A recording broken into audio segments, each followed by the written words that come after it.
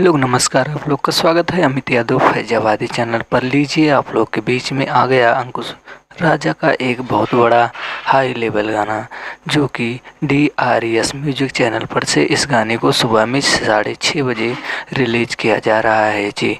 गाने का नाम है कमरिया लचकत रही जी। गाने का टाइटल है कमरिया लचकत रही।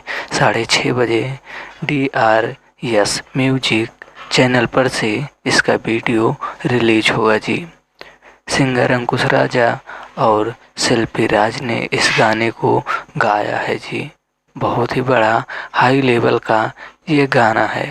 तो जो भी भाई लोग हैं, आप लोग रेडी रहिए कल इस गाने को सुनने के लिए सुबह 6:30 बजे DRES म्यूजिक चैनल पर जी। बहुत बड़ा ये गाना होने वाला है जी, कमरिया लचकत रही। सो अपडेट था। अगर अपडेट अच्छी लगी लाइक कमेंट शेयर, फिर मिलते हैं कोई दूसरे वीडियो में। तब तक के लिए बाय बाय, जय हिंद।